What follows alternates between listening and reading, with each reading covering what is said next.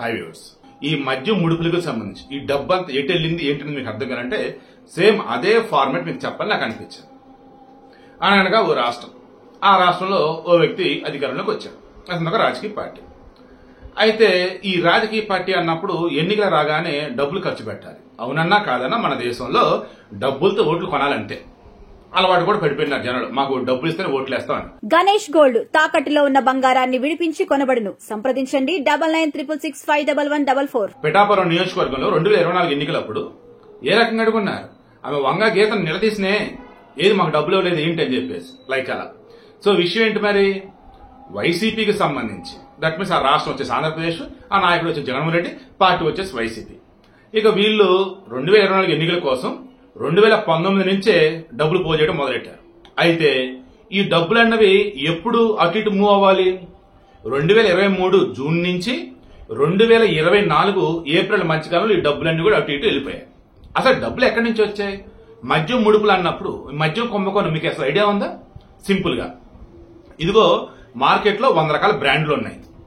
అందులో ఎవరైతే మనకి ఎక్స్ట్రా డబ్బులు ఇస్తారో వాడు బ్రాండ్లు మాత్రమే మన రాష్ట్రం ఉండేలా చూద్దాం. ఎవరైతే మనకి ఎక్స్ట్రా డబ్బులు ఇవ్వడో వాడిని పెట్టొద్దు. ఇలా ఈ మద్యం కేసులు ఉంటాయి కదా, ఒక్కో కేసు మీద 200, 300 అన్నట్టు ఒక్కో కేసు 12 బాటలు లైక్ ఆ వేలో ఉంటూ ఉంటాయి. ఇలా ఎవరైతే డబ్బులు ఇచ్చారో వాళ్ళు బ్రాండ్లు మాత్రమే.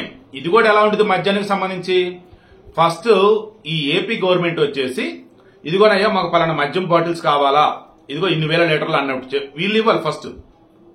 దెన్ వీళ్ళు ఆర్డర్ పెడితే వాళ్ళు ఇస్తారనమాట. వీళ్ళు ఆర్డర్ పెడతలేదు కదా, ఓన్లీ ఎవరు ఆర్డర్ పెడుతున్నారు, ఎవరైతే లంచాలు ఇచ్చారో వాళ్ళకి మాత్రం ఆర్డర్లు పెడతా ఉన్నారు. దాన్ని ముడుపులు. సో ఈ ముడుపులకు సంబంధించి మరి డబ్బులంతా ఎవరు ఇచ్చినారు ఏంటి అన్నప్పుడు బెంగళూరు, హైదరాబాద్. బట్ డబ్బు ఎక్కడ మార్చాల్సింది? ఏపీలో. మార్చడం అంటే చెల్లించాల్సింది ఏపీలో.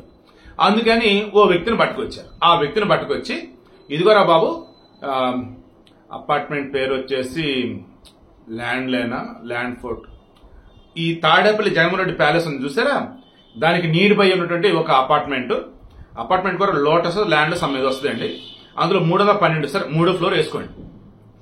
అందులో వ్యక్తిని దించారు. ఎవరి వ్యక్తి అన్నప్పుడు ప్రణయ్ ప్రకాష్, కట్టా ప్రణయ్ ప్రకాష్.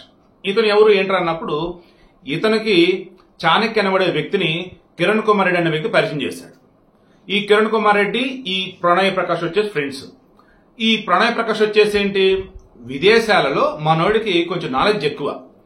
సో ఈ ప్రణయ్ ప్రకాష్ ని తీసుకొచ్చేసి ఈడ ఈ డబ్బుకు సంబంధించిన లావాదేవీలని చూసుకుంటూ ఆ తర్వాత విదేశాలలో మనం బిజినెస్ చేద్దాం. ఎందుకు, మద్యం ముడుపుల ద్వారా భారీ మొత్తంలో డబ్బు వస్తుంది. మహా అయితే ఏపీలో ఎన్నికలకు సంబంధించి నించున్నటువంటి ఎమ్మెల్యేనో ఎంపీనో ఎంత కొంత పంచుతారు కదా, వాళ్ళకి మనం కొంచెం యాడ్ చేద్దాం పార్టీ ఫండ్ అన్నట్టు అంతే. మిగతా డబ్బు అంతా ఏం చేద్దాం, ఇక్కడైతే ఇబ్బంది వచ్చింది, ఇక్కడైతే డౌట్ వచ్చింది, విదేశాలలో పెడదాం. ఎక్కడ పెడదాం? టాంజానియా, జింబాబ్వే, జెనీవా కాదు, జింబాబ్వే, టాంజానియా మెయిన్, అది గుర్తుపెట్టుకోండి. సో ఈ టాంజానియాలో ఏంటి, ఖనిజం. ఏ ఖనిజం? మెటల్స్ అన్నప్పుడు ఇనుము. సో స్టీల్ ఫ్యాక్టరీ అన్నట్టు అనుకోవచ్చు, ఐరన్ ఫ్యాక్టరీ అన్నట్టు అనుకోవచ్చు. Of course steel factory. అక్కడ పుష్కలంగా ఏమంటే వనరులు ఉన్నాయి.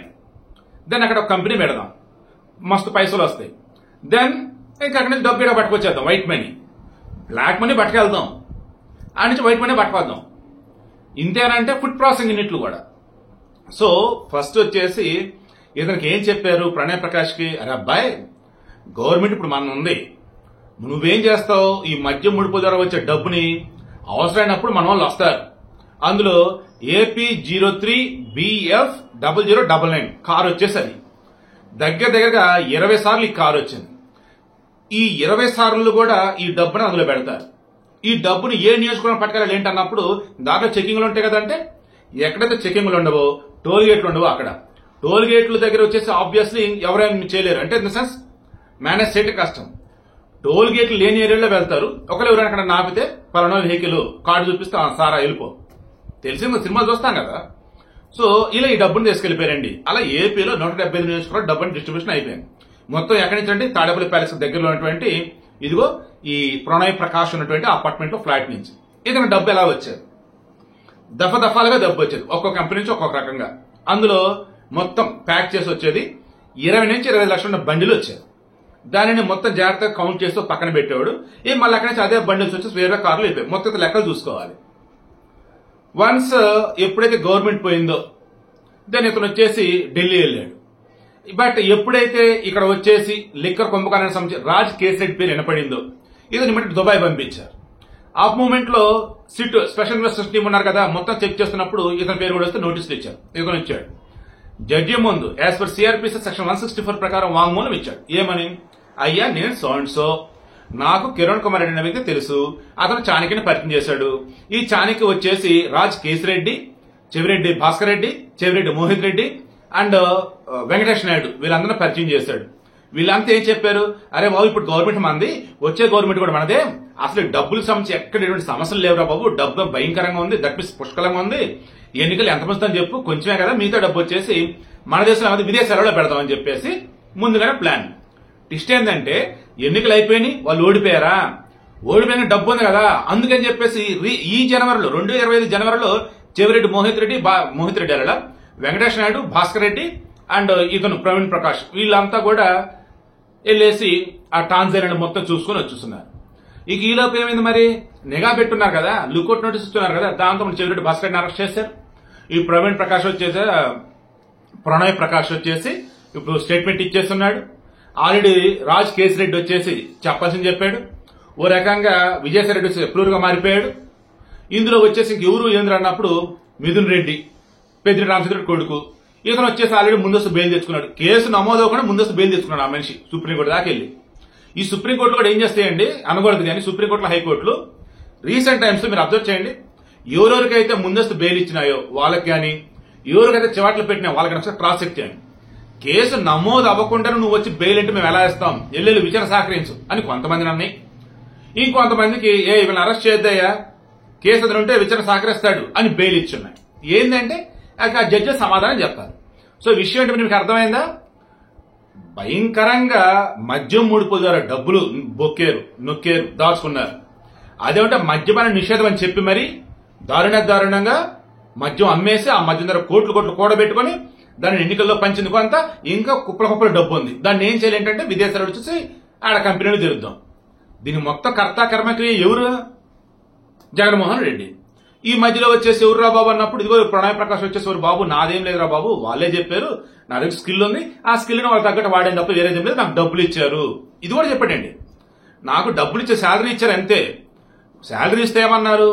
వన్స్ టాంజానియాలో గనక ఈ ఐరన్ ఫ్యాక్టరీ కనుక ఓపెన్ అయితే, ఫుడ్ ప్రాసెసింగ్ యూనిట్లు కనుక ఓపెన్ అయితే అందులో నీకు షేర్ కూడా ఇస్తారా బాబు అన్నారు.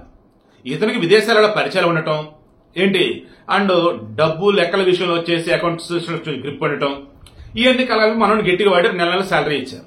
బట్ ఆశ ఎక్కడికి వెళ్ళింది? ఇతనికి విదేశాలలో కంపెనీలు డబ్బులు అనగానే ఆశ కలిగింది. చివరికి ఏమైంది? మొత్తం చెప్పేశాడు.